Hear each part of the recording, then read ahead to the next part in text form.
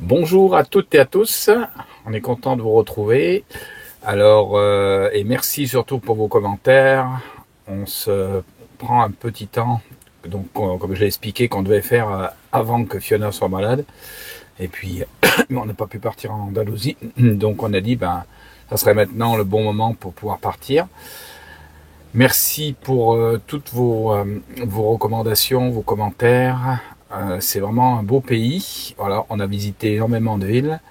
On a déjà parcouru presque 3000 km. On est allé au sud de l'Espagne, donc en face du Maroc. On a fait Séville. Qu'est-ce qu'on a fait aussi? Grenade.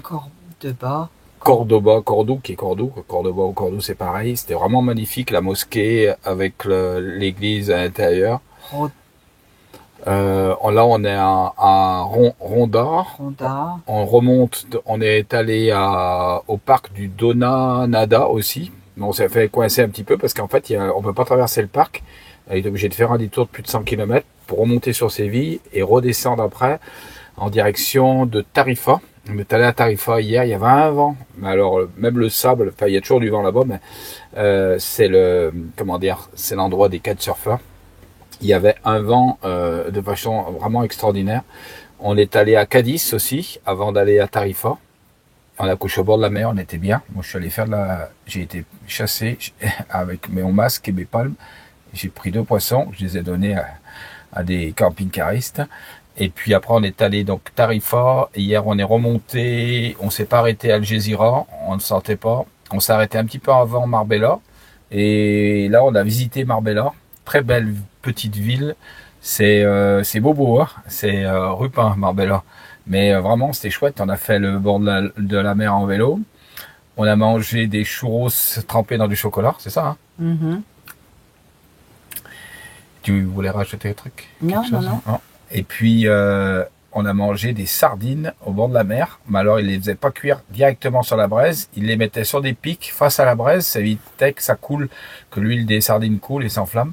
Et elles étaient vraiment délicieuses. On s'est régalé. On a mangé de l'espadon aussi. On a fait un bon repas au bord de la mer. C'était vraiment un temps précieux. Ça nous a fait vraiment du bien. Et puis, sur cette vidéo, ben, on voulait vous mettre la rencontre qu'on a faite. En fait, parce qu'on a eu un problème. J'ai oublié de prendre un adaptateur de gaz pour remplir les bouteilles espagnoles. C'est pas les mêmes qu'en France. Donc on dit que c'est l'Europe, c'est à moitié vrai.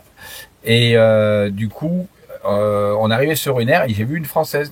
Et donc je lui ai demandé, je lui ai dit comment vous faites avec les bouteilles gaz espagnoles. Alors elle m'a expliqué qu'il fallait acheter un adaptateur dans une quincaillerie et que après vous achetez la bouteille et vous pouvez vous brancher.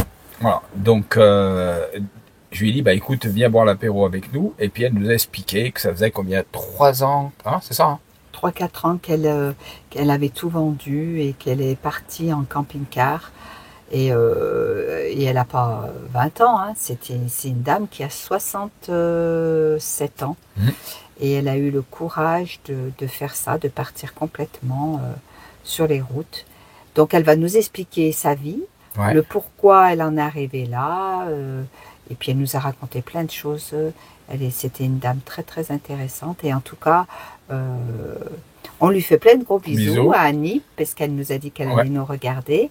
Et on était vraiment heureux de faire sa connaissance parce qu'elle vaut le coup d'être connue. Oui, surtout que c'est une personne qui a énormément souffert puisqu'elle a aidé des personnes handicapées, c'est ça, hein, non, oui, elle a fait famille d'accueil pour des personnes dépendantes, donc de l'handicap, voilà, des personnes âgées, et elle avait 3 personnes à charge, jour et nuit, 24 heures sur 24 bien sûr, et tous les jours. Et donc en fait elle a fait un gros burn-out suite à ça, et son corps a complètement lâché. Elle nous explique un peu comment elle a remonté et comment elle en est arrivée là. Donc Annie, on te fait plein de gros bisous. Gros bisous. Et donc Annie, c'est pas par hasard, parce que le hasard c'est le nom derrière lequel Dieu se cache. Et en fait, je crois qu'on a été et j'en suis sûr, un jalon dans sa vie. parce que de tout ce qu'elle avait parcouru, elle avait quand même une certaine foi. Et on l'a aidé à lui dire, bah écoute, tu vois que il y a la foi, elle vient de ce qu'on entend vient de la parole de Dieu. Donc la parole de Dieu, c'est la Bible. Et je lui ai dit, tu peux pas dissocier la parole de Dieu de Jésus, parce que Jésus-Christ, il est la parole incarnée. Donc si tu lis sa parole, eh bien c'est comme si tu lisais Jésus quoi, à l'intérieur de lui. Et je lui ai porté mon témoignage, comment j'avais rencontré Jésus. Et elle m'a dit, mais c'est vraiment incroyable quoi. Je lui ai dit, ben c'est comme ça la vie. Et dans vos vies, c'est la même chose. Il y a un moment où les gens vont vous parler, et puis de Jésus, et puis vous croirez ou croirez pas. Moi, il a fallu 2-3 personnes pour qui m'amènent à la foi. J'ai entendu plusieurs fois parler, et puis j'ai pas répondu tout de suite. Et c'est la même pour nous, quoi. Voilà. Donc dans nos vies, des fois, on voit des affaires. Moi, je voyais avant que je rencontre Jésus-Christ. Mais bien, en fait, ce qui se passait, c'est que je voyais des choses qui se mettaient en place, et je disais, tiens, ben c'est bien, ça tombe bien, et juste ça tombe, c'est impeccable. Et puis je me posais pas plus de questions, quoi. Et après, donc c'est quand j'ai rencontré Jésus, c'est là que j'ai vu que en fait toutes les choses qui correspondaient, qui s'étaient mises, c'est parce que Dieu mettait les choses en place dans ma vie et pour m'aider dans ma vie personnelle. Et vous avez certainement eu des coïncidences et des choses qui se sont mises en place, des bénédictions qui sont arrivées sur vous. Mais c'est juste parce que Dieu nous aime et tout simplement. Et maintenant je sais donc quand il y a une bénédiction, ben je sais comment le remercier et que ça vient de lui et que je peux le remercier. Voilà. Donc Annie, eh bien on a été comment dire une balise dans sa vie pour lui dire maintenant, tu vois, eh bien c'est Jésus-Christ ton Seigneur et Sauveur et c'est à lui que tu peux t'adresser à haute voix et il te répondra. Voilà. Donc on lui fait un gros bisou, des gros bisous. Et on a passé un excellent moment, on a mangé ensemble, on a partagé un repas et on a partagé une bouteille que Fiona m'avait achetée pour mon anniversaire, une bouteille de rosé, un de mes rosés préférés. Château Minuti. Elle nous faisait toujours des cadeaux. Des cadeaux. Et on l'a partagé avec Annie. Et elle aimait bien le rosé aussi, Annie. Et on s'est régalé. On a passé un bon repas, un bon moment ensemble. Et on avait acheté. Elle a été touchée aussi par notre histoire. Et oui. Par Fiona. Elle va sur la chaîne et ce soir, je pense que, ou demain, si on peut mettre la vidéo. Parce que la dernière fois, on a eu des problèmes avec le Wi-Fi. On n'avait pas de débit, on n'est pas arrivé à mettre la vidéo le jeudi, quoi. Donc on va essayer de la mettre ce soir. Voilà. Donc on vous fait des gros bisous et puis bon visionnage. Voilà. Et on vous dit à bientôt. Alors l'autre côté, l'autre rive. Super beau. Et voilà un petit pot de fleurs qui sont pendus avec joli. Ah, très beau, très beau. J'ai trouvé une belle 4L. Tarifa Beach Bar. Avec la mer juste derrière. Oh, je pense que ça sera la photo peut-être de la vidéo. Ange. Un peu de fantaisie. On est carrément au bord de l'eau. Parce que le camping-car est à côté. Donc du coup on s'est garé là. On est au bord vers le port industriel. Et bon, on est bien tranquille. Super bien. Et on mange au bord de la mer, carrément.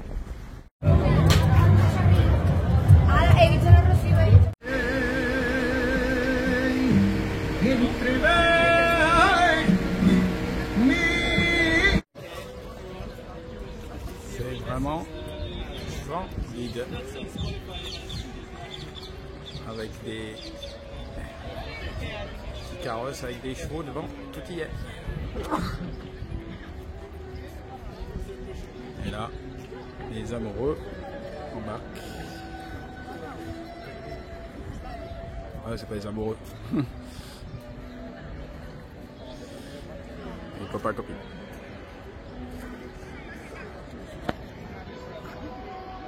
Et là, un magnifique édifice avec le ciel bleu de Séville. Il y a des personnes comme vous. Encore, j'avais pas discuté comme ça, comme cette année, quoi. Mais j'avais plutôt rencontré cette année des personnes qui étaient dans la misère, dans la souffrance. Cette année, c'était surtout ça depuis que j'ai quitté la France. Il y avait des clochards, il y avait des personnes qui souffraient Voilà, des personnes démunies. Alors Annie, on a rencontré Annie sur un parking, on lui a demandé des renseignements concernant les bouteilles de gaz et du coup on s'est aperçu que c'était une charmante dame et du coup qu'il y a plein de choses à nous raconter. Donc Annie, comment tu en es venue à voyager? Qu'est-ce qui s'est passé dans ta vie? Il s'est passé beaucoup de choses et en fait le déclic, ça a été un très très gros burn-out. Suite à un métier que je faisais vraiment avec passion, vraiment une passion débordante, quoi. Je pensais pas à moi, j'avais pas de temps pour moi, pour m'occuper de moi, quoi.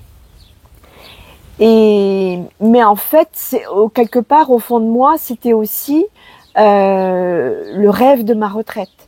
Mais du coup, ton métier, qu'est-ce qui a fait que tu as fait un burn-out? Tu t'occupais de qui? Je m'occupais de personnes dépendantes à mon domicile, 24 heures sur 24. 3 personnes dépendantes. 3 personnes dépendantes, dont une qui était en fauteuil roulant, à qui je devais mixer la nourriture, donner à manger.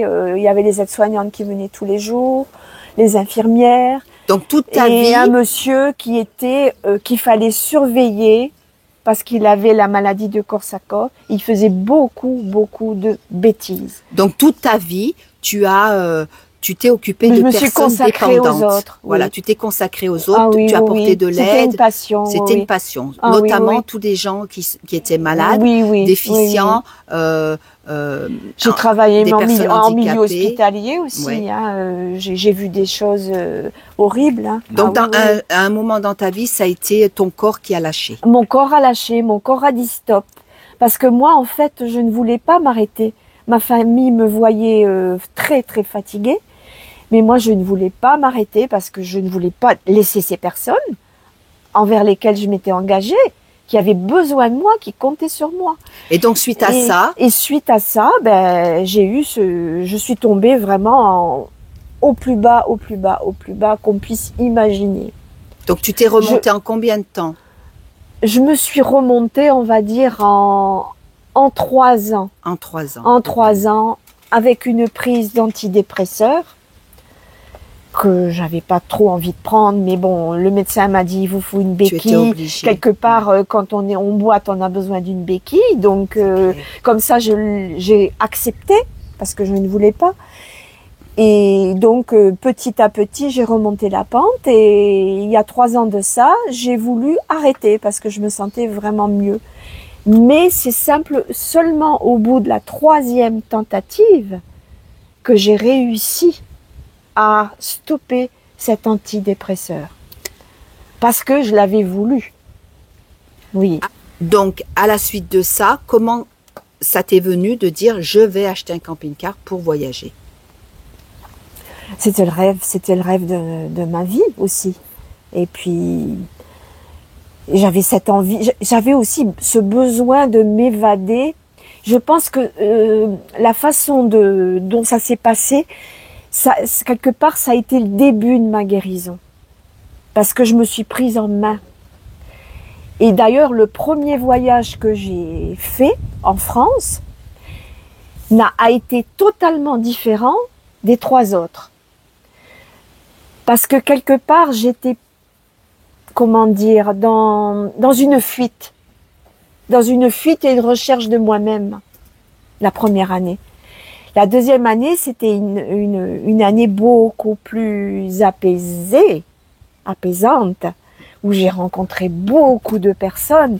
Et c'est vraiment là que je me suis épanouie, comme je me suis jamais épanouie de ma vie. Donc en fait, tu dis que tu voyages, mais tu oublies de dire que tu vis dans ton camping-car. Je vis dans mon camping-car. Intégralement, tu n'as plus de maison. J'ai plus de maison, ça a été un choix de vie. J'ai tout plaqué, j'ai tout vendu, je vis avec le minimum et j'ai jamais été aussi heureuse de ma vie. Vraiment, parce que je vais à l'essentiel. J'ai un petit placard qui fait 20 cm sur 20 cm où il y a la vaisselle, un autre à côté où il y a l'alimentation, 2 petits placards où il y a les vêtements et il ne me manque rien. Donc Annie, on On lui a conseillé de faire une chaîne YouTube parce qu'elle est super intéressante. Elle a une expérience de vie très riche. Ouais, et elle a plein de choses à raconter. Et donc, elle va faire certainement une chaîne YouTube. Aujourd'hui, tu as une page Facebook. J'ai une page Facebook qui s'intitule La Baroudeuse. La Baroudeuse. Voilà. Annie Mailleux, La Baroudeuse. Annie Mailleux, La Baroudeuse. Voilà. Première année, donc je n'ai pas voulu me lancer à l'étranger. Mon rêve, c'était le Portugal, mais je voulais pas le faire de suite. Donc, je suis partie de Bordeaux. C'était vraiment la grosse aventure, hein, parce que j'étais pas expérimentée comme je le suis maintenant, quoi. Et donc, je suis partie de Bordeaux, j'ai longé toute la côte parce que j'aime énormément la mer. La mer m'appelle tout le temps, tout le temps. J'ai longé les côtes jusque la frontière belge pour remonter sur mon lieu d'enfance, le nord. Et je suis rentrée un tout petit peu dans les terres, dans des endroits vraiment qui me tiennent à cœur, c'est-à-dire la Charente, Marais-Charentais. Un peu plus haut, j'ai fait le Mont-Saint-Michel, la Normandie.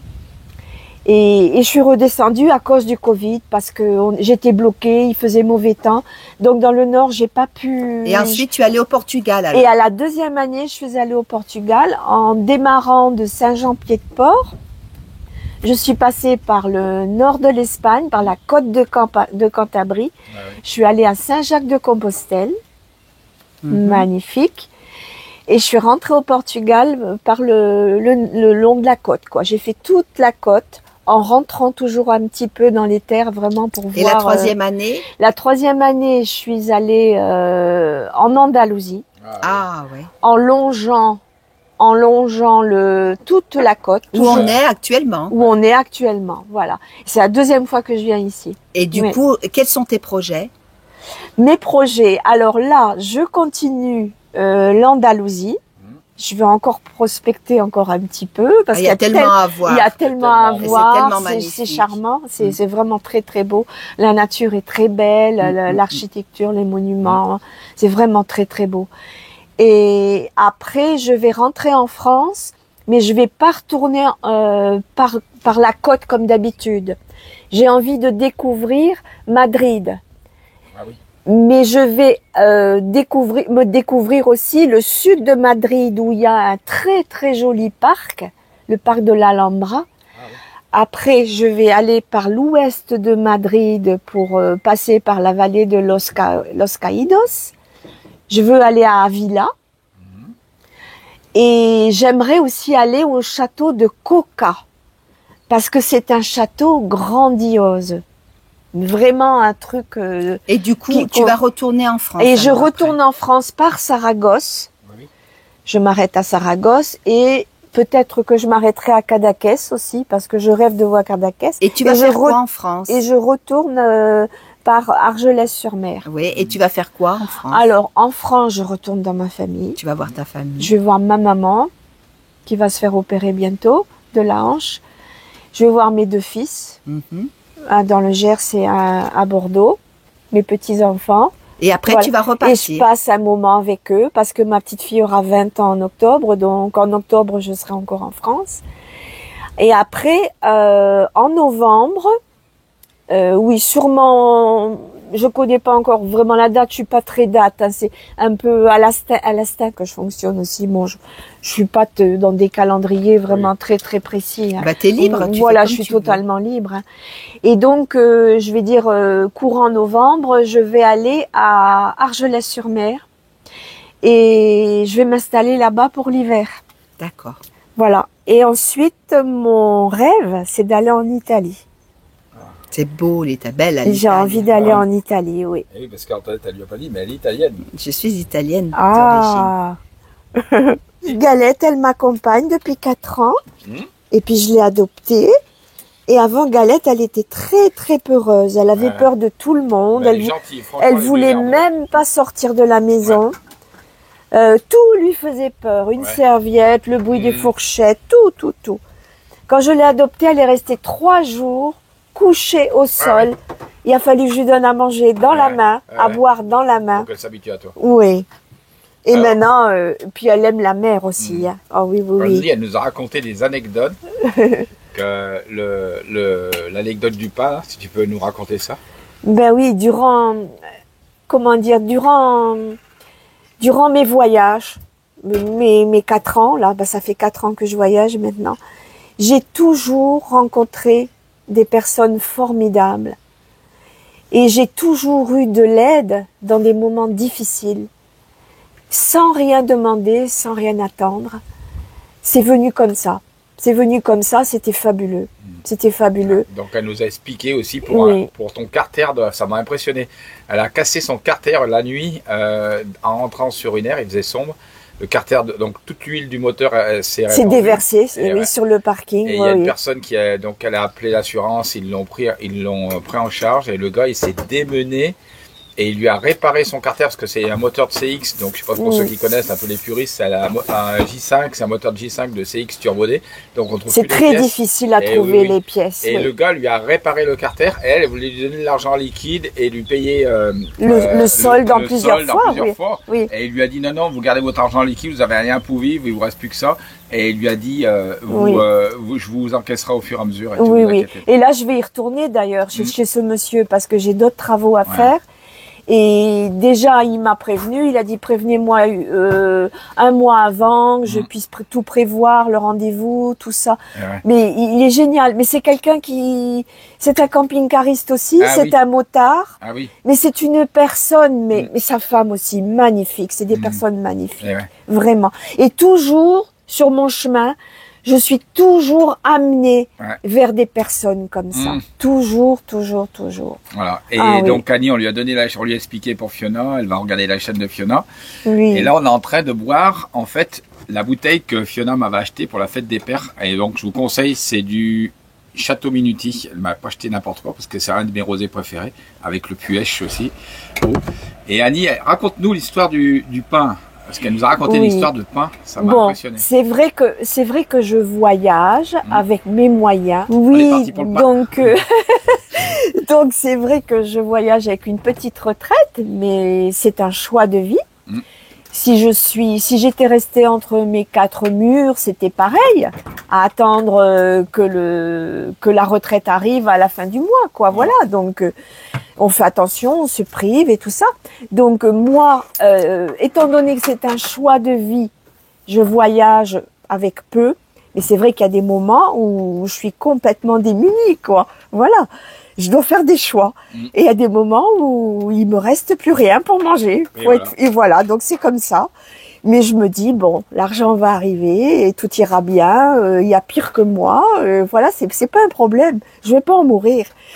Et donc, il m'arrive certaines choses dans ces moments-là. En l'occurrence, je me rappelle d'un moment où j'étais dans un petit village, j'étais garée. Quand j'ai ouvert mes stores le matin, il y avait une poche posée au sol, bien propre, devant une poubelle. Et ça m'a attirée. Donc je suis allée voir, j'ai entrouvert. Il y avait 2 pains, tout frais. C'était à la Semaine Sainte. 2 pains tout frais, de la salade fraîchement cueillie du jardin, dans cette poche toute propre, posée au sol en face de moi. Mais je me suis dit, c'est un cadeau du ciel. C'est un cadeau du ciel, c'est tout. C'est tout. Il me restait une boîte de sardines, j'ai mangé pendant 4 jours avec ça. Voilà. Et Dieu dit, il ne laissera pas. Si, à combien plus forte, il y a une parole de la Bible qui dit, à combien plus forte Dieu nourrit les oiseaux du ciel, à combien plus forte raison vous qui êtes ses enfants, Dieu ne pourra pas. Mais franchement, j'ai toujours, puis il y en a d'autres, des anecdotes. Là, pareil, une autre fois, je me rappelle là, vraiment, j'étais très, très fatiguée. J'avais vraiment très, très faim. J'avais même du mal à marcher. J'avais des vertiges. Mais ça fait rien, je marchais quand même. Donc, je me suis dirigée vers une plage. Et je suis tombée sur 4 jeunes femmes qui voyageaient avec des camping-cars. Elles étaient toutes seules. Et elles s'apprêtaient à faire un pique-nique. Et j'ai commencé à converser avec elles. Et de fil en aiguille, j'ai parlé de ma situation et tout ça, de mes voyages. Et tout d'un coup, elle m'a dit, mais vous devez avoir faim. Ah, je dis oui. Là, j'ai vraiment faim, je peux pas le nier. Elles m'ont dit, ben, vous allez manger avec nous. Et ben, elle va faire pareil avec nous aujourd'hui. Oh On va manger ensemble là avec là Annie. là. Et elles ont partagé leur repas, mais c'était béni, béni. C'était des filles, mais alors formidable, formidable. Et là, pareil, j'ai eu un repas, j'ai partagé un repas vraiment avec ces jeunes femmes. Et dans le même village, juste avant que cela m'arrive, je suis allée faire mes courses avec le peu d'argent qui me restait. J'avais tout compté dans mon porte-monnaie, ce qui me restait, pour vraiment acheter le maximum de denrées avec le peu d'argent. Mais j'avais mal calculé. Il manquait quelques centimes. Arrivé à la caisse, oh, je dis, bah tant pis, hein, je vais enlever cette denrée. Bon, je vais m'en passer. Et il y avait un couple juste après moi. Et ils ont dit à la caissière, mais combien elle doit? Alors la caissière leur dit, ben laissez, c'est pour nous. Et donc ces personnes, ils ont pris en charge ma petite liste de courses. J'en avais pas pour grand chose, hein, j'en avais pour peut-être 6 € ou 5 €, un truc comme ça. Ils ont pris ça en charge. Là, pareil, des personnes qui m'ont aidé comme ça. Ouais, voilà, beau, hein. c'est tombé comme ça. Merci en tout cas Annie pour ce témoignage. Alors là, vraiment, ça nous a fait du beau au cœur. Ah là là, ben... Et on va partager un repas ensemble. Mais une petite chose que je voudrais rajouter pour toutes les personnes qui me voient et qui m'écoutent. Il faut toujours rester positif. Voilà. Toujours positif. Il y a tellement de belles choses dans la vie. Tellement. Sûr. Voilà, des belles personnes, des belles choses. Et ce qui me réconforte beaucoup dans la vie aussi, c'est la nature. La nature, c'est splendide. La nature nous donne des tas de choses. C'est vrai. Pour nous guérir, pour manger, pour nous apaiser, pour tout. La voilà. nature, c'est Dieu. Dieu a créé la nature. Et là aussi, déjà, j'aimais beaucoup la nature, mais alors depuis que je voyage, là, c'est le top. Hein. Ouais. Ah oui. Eh bien, merci d'avoir regardé cette vidéo. J'espère qu'elle vous a plu. On vous fait plein de gros bisous et puis on vous dit à bientôt. Ciao, ciao, ciao, ciao, ciao, ciao, ciao, ciao.